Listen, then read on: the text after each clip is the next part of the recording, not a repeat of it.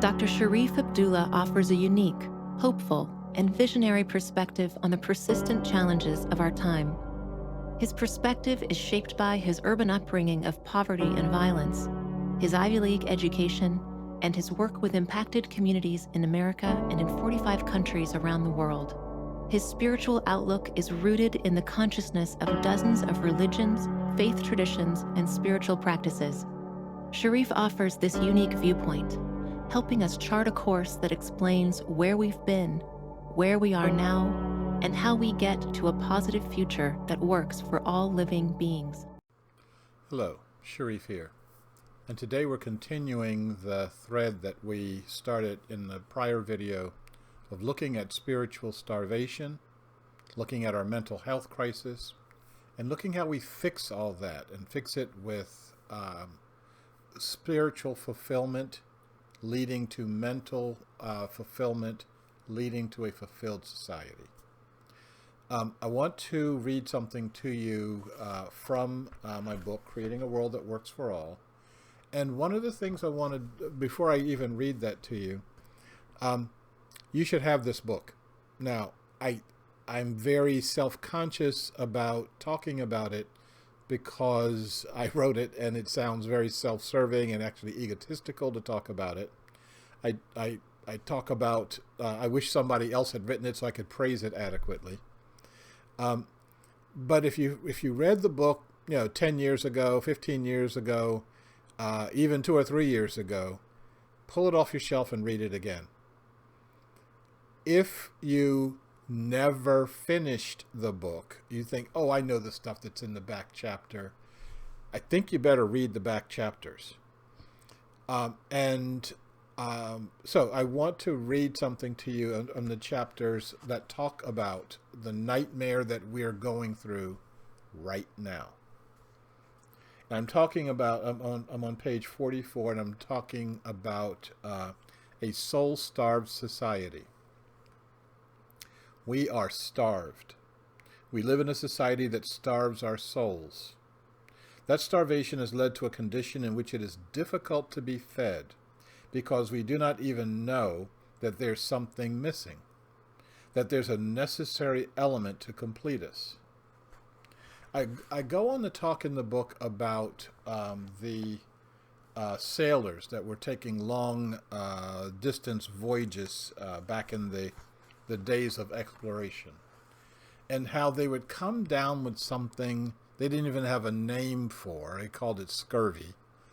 And they were getting sick. Their hair would fall out. Their teeth would fall out. They actually could get sick enough to die. And they couldn't isolate the problem.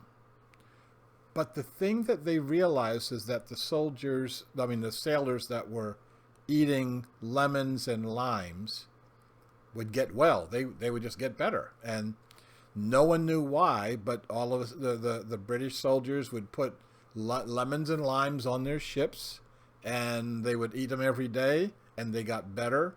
And they started calling them limeys because they started eating lemons and limes all the time. So we need the lemons and limes because we are soul-starved. We don't know what's wrong, and we don't quite know what the answer is in terms of solving the issue. I'm sharing with you the answers, but if you don't believe that scurvy even exists, then you're not going to see the solutions that I'm suggesting to you as being being a solution. What solutions are you talking about? I just gave you one. Get the book and read it. That will open up a lot of situations inside of you. Start opening some of these chambers in your heart, and then you'll be ready for the next step and the next step and the next step. So I want to talk to you about the 4 aspects of spiritual starvation. Now, this is, again, in my book, Creating a World That Works for All. And it's on page 55, and I go through 4 symptoms. I want you to think about these symptoms in terms of the Capitol insurrection of a week or so ago. I want you to get those images in your mind and listen to the 4 symptoms of spiritual starvation: anger and violence, escapist behavior, denial and numbing, and control and manipulation. Did you see any of that in the Capitol insurrection? Did you see all of that in the Capitol insurrection? We're trying to approach that on a political level. We're trying to approach it on a cultural level. Some of us are trying to approach it on a racial level, and that's not where it is. It's on a spiritual level. And unless we find a way for us to be spiritually fulfilled in this society, and I don't mean just us listening to this video, I mean all of us. If we cannot find a way to do that, we're going to see this happening over and over again. We're going to see our homeless camps getting bigger and bigger and bigger. We're going to see people enacting out behavior at a deeper and deeper and more profound level. And we can either sit on the sidelines and wring our hands like, oh my God, what's going to happen? Or we can try to look for some other country to escape to, taking the disease that's inside of each one of us to that other country, and then wondering why that place is getting screwed up. Or we can unpack this thing, and we can unpack it in a profound way. And we can unpack it in such a way that all of us will be able to participate in the upliftment of all of us. Let me give you an idea of what that looks like. A few years ago, I set a personal project for myself. We are, just like anywhere else in America, we are inundated with people begging for quarters on the streets. My approach was not to look at this kind of wall of humanity, but just to take one person. And I did something with this one person, and that was I acknowledged him every day. And I saw him every day when I was on my way to Pete's Coffee House. Remember back in the days when people would go to coffee houses and sit around and drink coffee?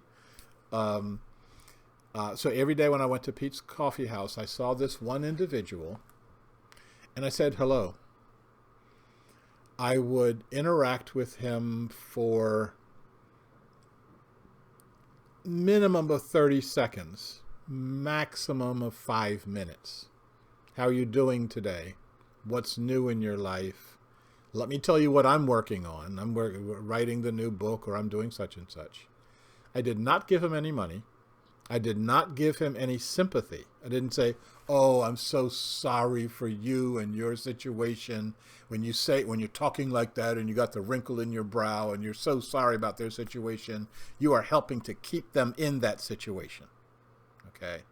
What I was doing is bringing a different energy. I was hoping a higher energy, an energy that would be feeding him in some way. And he would respond, he would smile, he would talk, okay, I gotta go now, and then I would leave.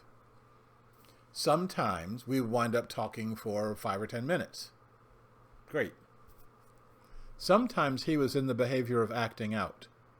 And at that point, I would completely ignore him. I would act like he was not present, because he wasn't. And doing this, I'd see him 3 times a week, 4 times a week. I started noticing his behavior changing. Not for just me, but for others. Other people at the coffee house were noticing, oh, Joe, and that's not his name. I see Joe is, he's really coming around. And other people seeing our interaction would start to interact with him on the level of, how are you doing, Joe? Make a 2-year story short. Joe turned into another human being, turned into a real human being. It got to the point where I really enjoyed talking with him. The 5 minutes I was spending turned into half an hour and 45 minutes at times. I remember we were laughing. There were times with him saying, I got to go now. I can't talk to you, Sharif. Okay. He got his act together. He was living outside on the streets. He got an apartment. He was a veteran. He got his VA benefits. He got his act together. And then his act came apart because all the things that normalized him, benefits, apartments, he got a part-time job, etc. All these things put him right back in the center of the breaker society that drove him crazy in the first place. All of these things, like having the job, having the apartment far away from where I was, meant that I couldn't interact with him anymore. I interacted with him less and less and less, and then not at all. And then he left the rails. Now, I'm not ascribing kind of superhuman abilities to me. I think that every one of us needs this. Single one of us needs to be acknowledged as a human being. I know I need it. And every one of us has the ability to acknowledge another as a human being, to give another their presence, to give another their blessing. And by blessing, I didn't mean, oh, yes, my son, I bless you in the name of the, that's religious stuff. And that has nothing to do with what I'm talking about. I shouldn't say little to do with what I'm talking about. Giving him the blessing is eye contact, heart contact. I never ever in the several years I talked, never said, open your heart to me. I'm just sitting here talking to him about the weather, and my heart, I'm consciously opening my heart to him. Okay? The hearts get that. You don't have to get that in your head. This spiritual stuff is like the car, like having a car. The religious stuff is like the paint job on your car. It has nothing to do with whether or not the car functions. I see folks with great paint jobs on their cars and the car doesn't go anywhere. And I see folks with, either no paint on their car or damaged paint on the car, and the car's just going fine. So by focusing on the stuff that's important, we can make the change. Now, that was my experience with one person over a few years at 5 minutes a day. What would happen if it was 20 of us doing this, not with one person, but with 100 people or 200 people, or everybody that's living on the streets right now, or maybe even more importantly, everybody that's sitting in City Hall, all of our bureaucrats that are wasting money, wasting valuable time because we keep looking at them for the solution. What happens when we let all that go and we start recognizing that we're the ones holding on to the solution? What solution? More on that in the next video. If you like this, if you like the work that I'm doing, like the video, costs you nothing. Subscribe to this channel, costs you nothing. Take the URL, make a copy of it, and send it to your friends, and then put a note on it and say, I really want you to watch this, and I want to talk to you about this after you watch it. That costs you nothing. Check out what's happening on the Commonway website. If you want to support this, go to Patreon, pick a tier, pick a category, and put a few bucks in the pot for for the future. These things, doing these videos, cost money. I'm the one that's paying for it right now. I want you to help me do that. Together we can make the change. If you're sitting or waiting for me to make the change, it's going to take a little bit longer. So, blessings, and look forward to talking to you more about this, the possibilities of spiritual fulfillment in our future videos.